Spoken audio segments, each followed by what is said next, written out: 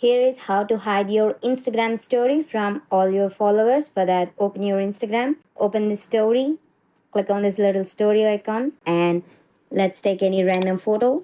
And if you don't want to share this with any of your followers, here you can click on this close friends and make sure you just at least share to one of your followers, so maybe they can, who randomly doesn't visit your Instagram profile, and make sure you click on them. And or otherwise you can have your another dummy account or secondary your Instagram account, so click on that and you can share to your close friends like this. And after posting, click on the story again. Okay, it's been posted, so click on more and go to story settings over there.